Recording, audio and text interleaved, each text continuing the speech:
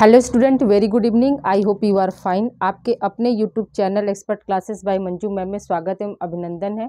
Student, मैं आज आप लोगों के लिए यूनिट 4 का जो है जितने भी आपके शॉर्ट फॉर्म जो पूछे जाते हैं, जैसे आईसीडीएस का फुल फॉर्म क्या होता है, चेतना का फुल फॉर्म क्या होता है, यूनिसेफ की फुल फॉर्म क्या होती है, मतलब जितनी भी एजेंसियाँ हैं इंडियन और इंटरनेशनल, यानी भारतीय एजेंसी और अंतर्राष्ट्रीय एजेंसी जितनी भी हैं, वो आज आप लोगों का ये लेक्चर जो है कंप्लीट हो जाएगा। और अगली क्लास जो आप लोगों का होगा वो इसी टॉपिक से रिलेटेड आप लोगों का एमसीक्यू हो जाएगा। तो आज जितने भी एजेंसी हैं स्टूडेंट, चाहे वो नेशनल हो या फिर इंटरनेशनल हो, वो सबका हम फुल फॉर्म और उसकी स्थापना कब हुई ये आप लोगों को हम डिस्कस करेंगे स्टूडेंट। तो आइए स्टूडेंट, हम लोग बिना समय गंवाए स्टार्ट करते हैं। आप लोग का देखिए, ये आज आप लोगों का एक तरह से मान लीजिए थ्योरी का ये लास्ट क्लास है, और इसके बाद क्या होगा, इसी टॉपिक से रिलेटेड आप लोगों का एमसीक्यू हो जाएगा स्टूडेंट। ठीक है, तो आइए स्टूडेंट देखिए, सबसे पहला है आप लोगों का पूछा जा सकता है कि आईसीडीएस का फुल फॉर्म क्या है। मोस्ट इम्पॉर्टेंट स्टूडेंट, ये आप लोगों को सिर्फ यही नहीं काम देगा, आगे भी आप लोगों को आईसीडीएस का फुल फॉर्म, आईसीएमआर का फुल फॉर्म, यूनिसेफ का फुल फॉर्म, डब्ल्यूएचओ का फुल फॉर्म, ठीक है, तो ये सब क्या है, फुल फॉर्म जो है हमेशा पूछा जाता है। तो देखिए आईसीडीएस का फुल फॉर्म क्या होता है, तो इंटीग्रेटेड चाइल्ड डेवलपमेंट स्कीम होता है। क्या होता है स्टूडेंट, याद रखिएगा, इंटीग्रेटेड चाइल्ड डेवलपमेंट स्कीम होता है। आपको यहाँ पर ऑप्शन में दे सकता है कि इंटीग्रेटेड चिल्ड्रेन, चाइल्ड के जगह पर क्या कर देगा ऑप्शन में, चिल्ड्रेन डेवलपमेंट स्कीम, स्कीम के जगह पर क्या कर देगा, सर्विसेज कर सकता है। तो याद रखिएगा कि चिल्ड्रेन नहीं होता है और ना ही स्कीम के जगह पर क्या है, सर्विसेज होता है। तो आईसीडीएस का फुल फॉर्म क्या हो जाएगा, इंटीग्रेटेड चाइल्ड डेवलपमेंट स्कीम, जिसको हम हिंदी में क्या बोलते हैं, समन्वित बाल विकास योजना। हिंदी में इसका क्या अर्थ होता है स्टूडेंट, समन्वित बाल विकास योजना।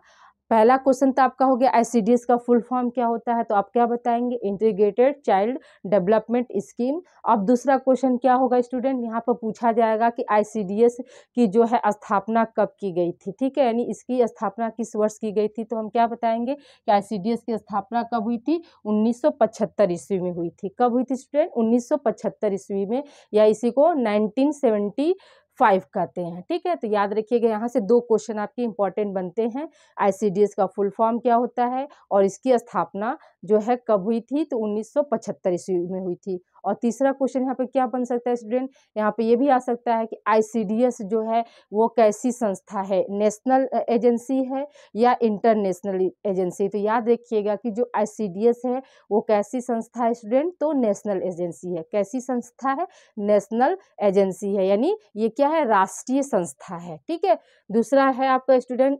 SGSY। ठीक है, SGSY का फुल फॉर्म क्या होता है, तो याद रखिएगा, स्वर्ण जयंती, जी से यहाँ पे क्या हो जाएगा, ग्राम स्वरोजगार योजना। ठीक है, स्वर्ण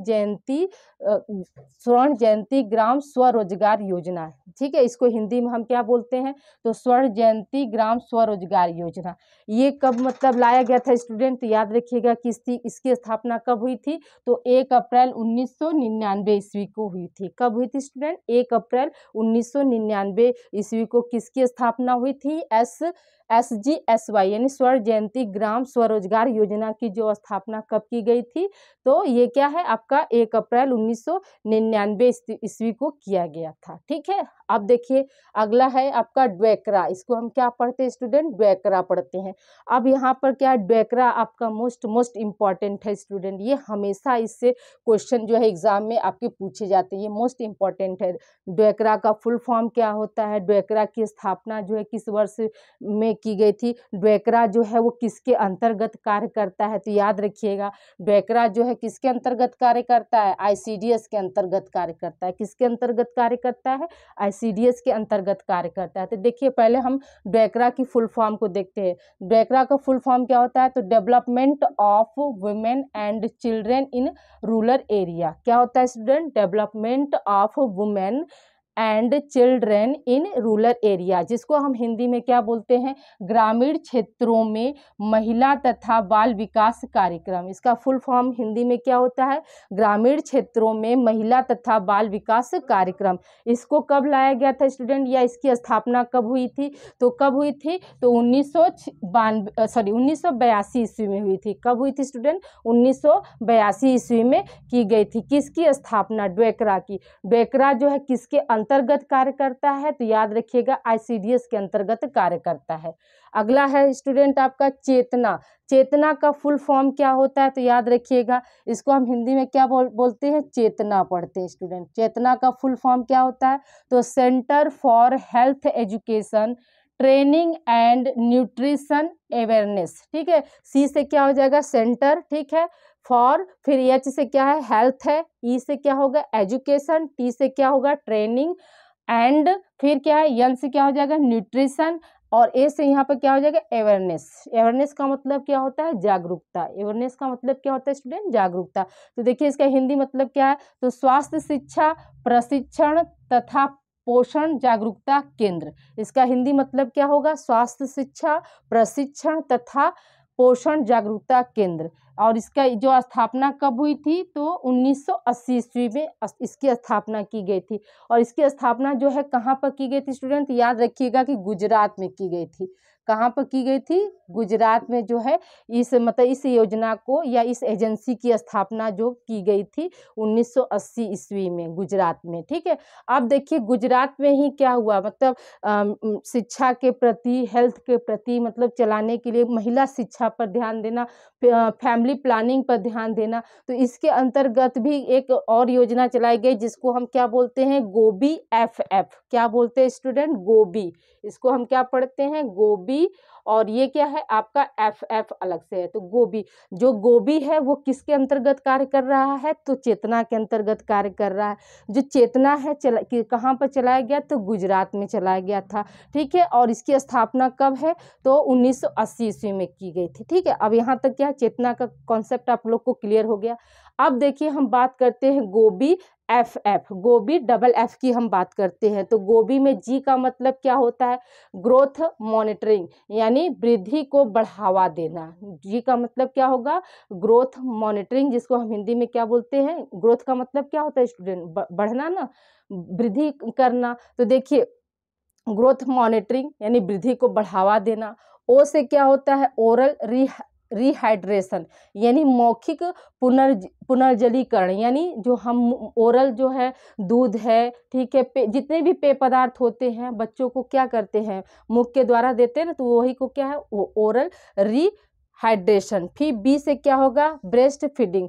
ब्रेस्ट फीडिंग का मतलब क्या हुआ कि जो बच्चों को स्तनपान कराने के लिए, मतलब लोगों में क्या है, महिलाओं में जागरूकता लाना। बहुत सी महिलाएं क्या होती हैं, अपने फिटनेस पर ध्यान देने के कारण क्या करती हैं, अपने बच्चे को मतलब वो फीड नहीं कराना चाहती, अपना मतलब फिगर मेंटेन करने के लिए क्या करती हैं, वो बच्चे को फीड नहीं कराती हैं। जिससे क्या होता है, वो बच्चा जो होता है एक तरह से मान लीजिए उनका जो रोग प्रतिरोधक क्षमता जो होती है वो कम होती है। वो बच्चे जो है अच्छे से ग्रोथ नहीं कर पाते, उनका फिजिकल डेवलपमेंट और मेंटल डेवलपमेंट दोनों भी क्या होता है, अच्छी तरीके से नहीं हो पाता है।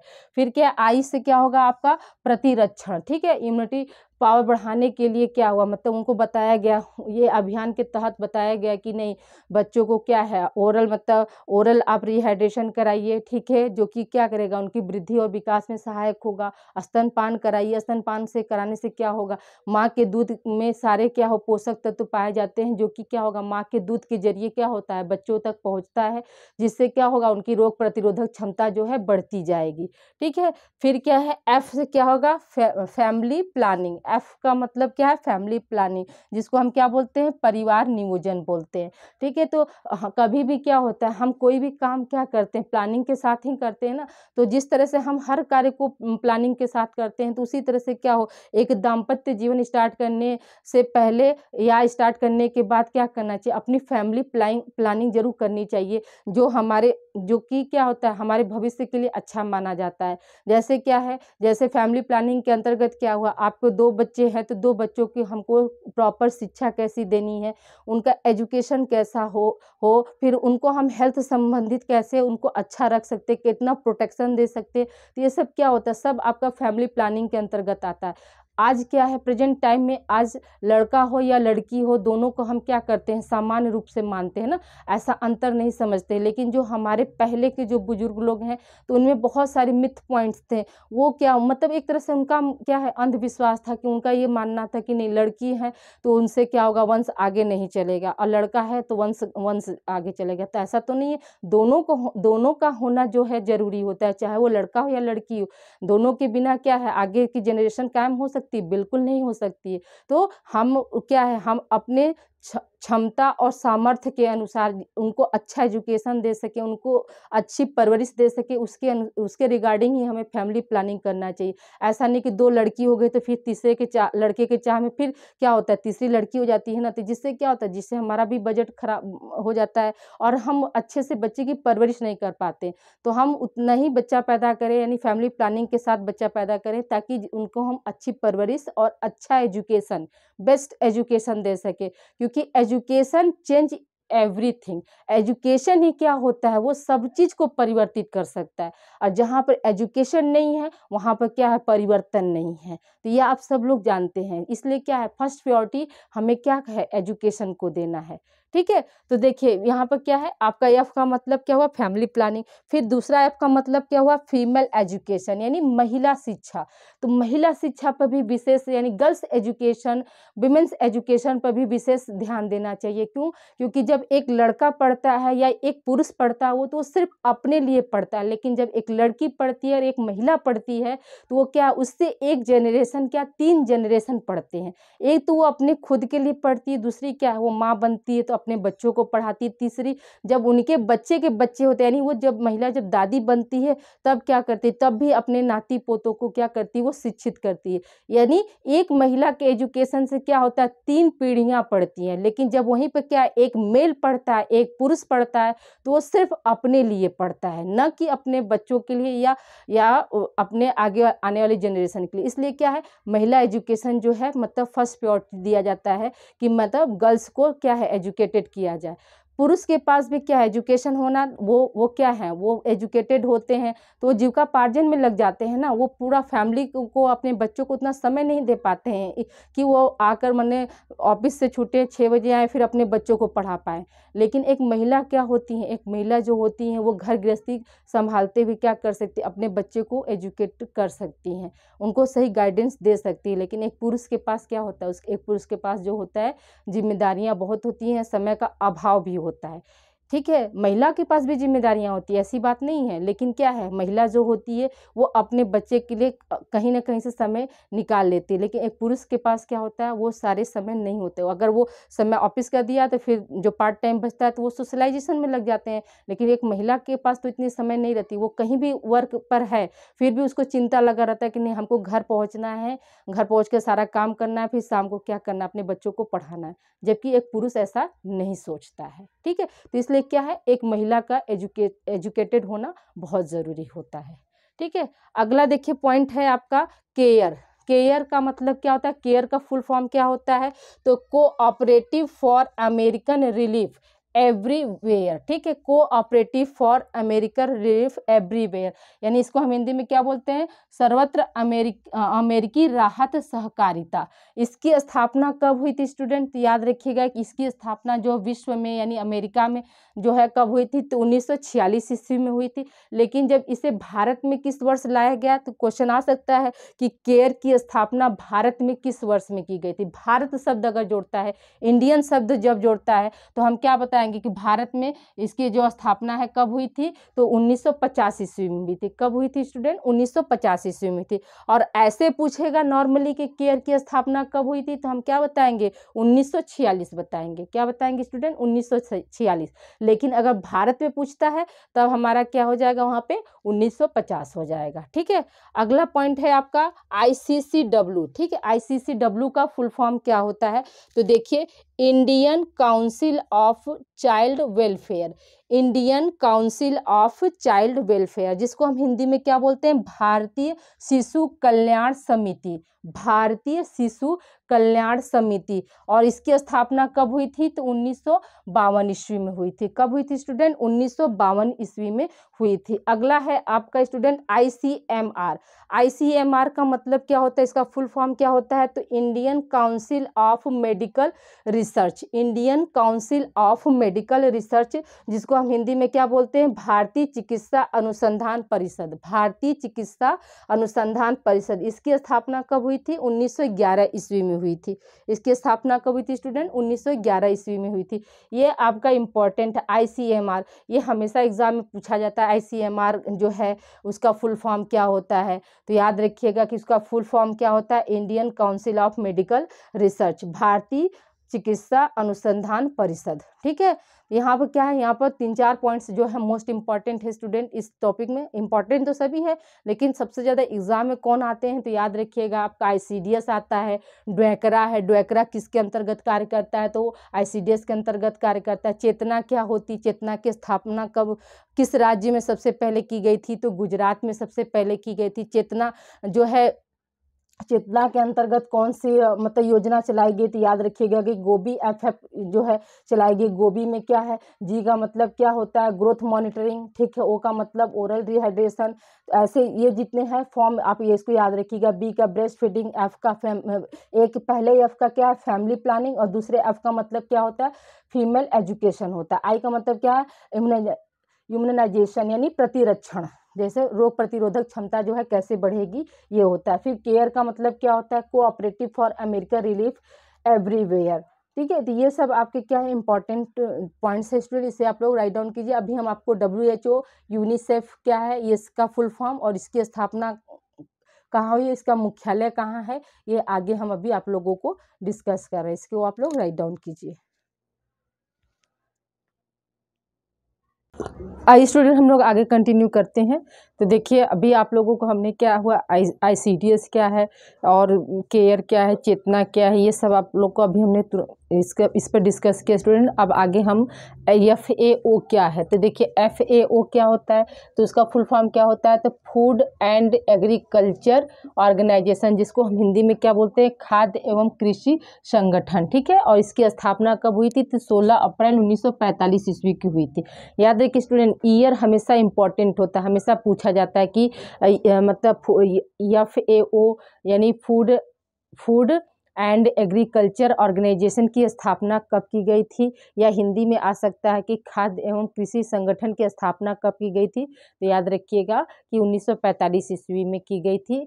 और किस डेट पर, तो आप याद रखिएगा कि 16 अप्रैल 1945। अगर आपके ऑप्शन में 1945 नहीं दिया स्टूडेंट, अगर 1946 दिया है तो आप उस पर भी मतलब जा सकते हैं। ठीक है, कभी कभी क्या होता है आपके जो ऑप्शन होते हैं में नहीं दिए रहते हैं। अगर 1946 नहीं दिया है, उसके अलावा तो अगर उसमें ऑप्शन दिया है कि उपरोक्त में से कोई नहीं, तो हम उपरोक्त में से कोई नहीं जाएंगे। लेकिन याद रखिएगा कि जो है FAO की स्थापना कब हुई थी, 16 अप्रैल 1945 ईस्वी में हुई थी। ठीक है, फिर है अगला है आपका WHO यानी वर्ल्ड हेल्थ ऑर्गेनाइजेशन, जिसको हम हिंदी में क्या बोलते हैं, विश्व स्वास्थ्य संगठन बोलते हैं। इसकी स्थापना कब हुई थी, तो 7 अप्रैल 1948 ईस्वी में हुई थी। और इसका हेड क्वार्टर यानी इसका जो है मुख्यालय कहाँ है स्टूडेंट, याद रखिएगा कि जेनेवा में है, जेनेवा स्विट्जरलैंड में। स्विट्जरलैंड आप जोड़ लीजिएगा कि WHO का मुख्यालय कहाँ है, तो जेनेवा स्विट्जरलैंड में है। उसी तरह से FAO का मुख्यालय कहाँ हो जाएगा स्टूडेंट, याद रखिएगा कि रोम हो जाएगा। कहाँ हो जाएगा, रोम हो जाएगा। FAO का जो है आपका ये मुख्यालय कहाँ है, तो रोम में है। फिर है आपका यूनिसेफ। यूनिसेफ का फुल फॉर्म क्या होता है, ये मोस्ट इम्पोर्टेंट है आपका। WHO भी मोस्ट इम्पॉर्टेंट है स्टूडेंट। तो यूनाइटेड नेशंस चिल्ड्रन फंड होता है। ठीक है, यूनाइटेड नेशन चिल्ड्रन फंड होता है, जिसको हम हिंदी में क्या बोलते हैं, संयुक्त राष्ट्र बाल कोष बोलते हैं। हिंदी में क्या बोलते हैं स्टूडेंट, संयुक्त राष्ट्र बाल कोष बोलते हैं। इसकी स्थापना कब हुई थी, 11 दिसंबर 1946 ईस्वी में हुई थी। कब हुई थी स्टूडेंट, 11 दिसंबर 1946 ईस्वी में हुई थी। और देखिए स्टूडेंट, ये क्या है, प्रेजेंट टाइम में इसका नाम, जैसे 1950 ईस्वी में, 1946 में तो इसकी स्थापना हो गई थी, तो 1950 ईस्वी में इसको चेंज करके यूनाइटेड नेशन चिल्ड्रन फंड रखा गया था। लेकिन जब स्थापना के समय इसका मतलब पुराना नाम क्या था, तो देखिए यहाँ पर हमने लिख दिया कि ओल्ड नेम, यानी पुराना नाम इसका क्या था, तो याद रखिएगा यू से क्या हो जाएगा यूनाइटेड, एन से क्या हो जाएगा नेशंस, और फिर क्या आई से इंटरनेशनल हो जाएगा, सी से क्या है चिल्ड्रेन है, ई से क्या है इमरजेंसी है, और एफ से क्या है फंड है। लेकिन फिर क्या हुआ, बाद में क्या हुआ, इस नाम को मतलब चेंज करके 1950 ईस्वी में इसका नाम जो है क्या रख दिया गया, यूनाइटेड नेशंस चिल्ड्रन फंड रख गया। यानी कौन सा शब्द हटाया गया स्टूडेंट, तो इंटरनेशनल, यानी इसको हटा दिया गया, और इमरजेंसी शब्द को हटाकर क्या कर दिया गया, यूनाइटेड नेशंस चिल्ड्रन फंड कर दिया गया, यानी संयुक्त राष्ट्र बाल कोष कर दिया गया स्टूडेंट। ठीक है, इसका मुख्यालय कहाँ होगा, इसका मुख्यालय जो है न्यूयॉर्क में है। इसका मुख्यालय कहाँ पर है स्टूडेंट, न्यूयॉर्क में होगा। अब देखिए हम यहीं पर क्या है इसके कार्य बता दिए स्टूडेंट। देखिए यूनिसेफ के कार्य क्या है, मोस्ट इंपॉर्टेंट है, ये आपके एग्जाम में आना, इससे क्वेश्चन आप लोगों का स्वाभाविक बनता है।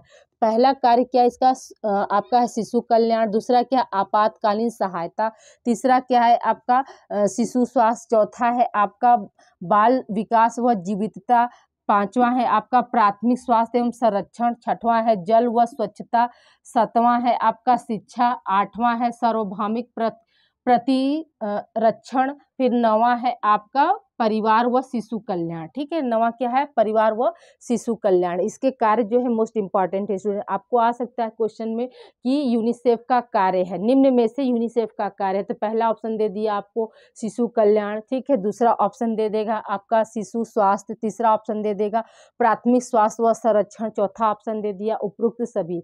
तो क्या बताएंगे स्टूडेंट कि उपरोक्त सभी हैं। ठीक है, फिर एक क्वेश्चन ऐसे भी बन सकता है कि यूनिसेफ के कार्य हैं, पहला ऑप्शन दे दिया जल व स्वच्छता, पहला ए ऑप्शन दे दिया जल व स्वच्छता, बी ऑप्शन दे देगा आपको शिक्षा, सी ऑप्शन दे देगा ए तथा बी दोनों, और डी ऑप्शन दे देगा इनमें से कोई नहीं। तो हम क्या बताएंगे, सी ऑप्शन पे जाएंगे, ए तथा बी दोनों होते हैं। ठीक है, अगला है आपका निप्सिड। ठीक है, निप्सिड क्या होता है स्टूडेंट, तो देखिए निप्सिड का फुल फॉर्म आपका है कि national institute of public cooperation and child development. क्या है, national institute of public cooperation and child development.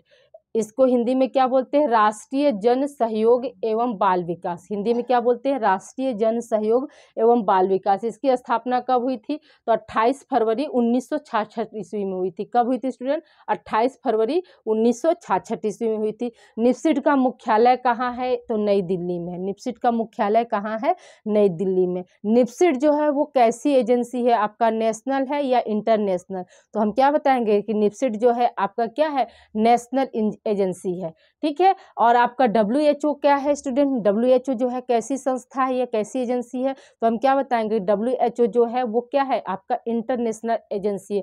UNICEF क्या है, यूनिसेफ भी आपका इंटरनेशनल एजेंसी है। FAO जो है वो कैसा है, वो भी आपका इंटरनेशनल एजेंसी में आता है स्टूडेंट। ठीक है, तो अब देखिए 6 जानलेवा बीमारियां, ये जो आपका मोस्ट इंपॉर्टेंट है स्टूडेंट। 6 जानलेवा बीमारियां कौन कौन सी हैं, तो याद रखिएगा, पहला क्या है पोलियो, दूसरा है क्षय रोग, तीसरा है खसरा, चौथा है डिप्थीरिया, पांचवा है कुकुर खांसी, छठवां है टिटनेस। ठीक है, तो ये क्या है, ये आपकी 6 जानलेवा बीमारियां। अब क्या है, पोलियो को क्या है भारत मुक्त कर दिया गया।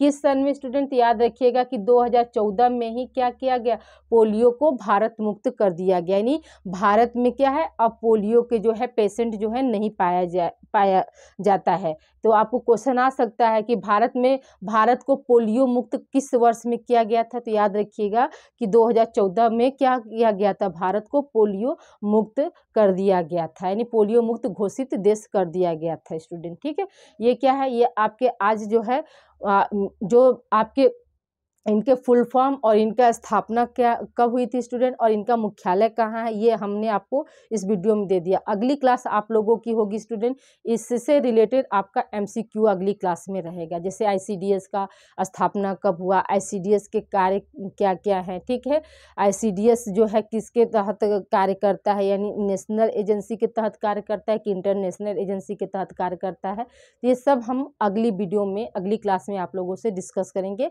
MCQ के फॉर्म में। ओके स्टूडेंट, अपना ध्यान रखिएगा। Thank you for watching my videos. Please like share subscribe my channel expert classes by Manju ma'am. Please आप लोगों को अगर कहीं कोई डाउट्स हो स्टूडेंट, तो आप लोग कमेंट के जरिए आप लोग पूछ सकते हैं, मैं आप लोगों को उसका आंसर दे दिया करूँगी। Okay student, thank you for watching. मिलते हैं हम अगली क्लास में। इसे आप लोग राइट डाउन कर लीजिए। तब तक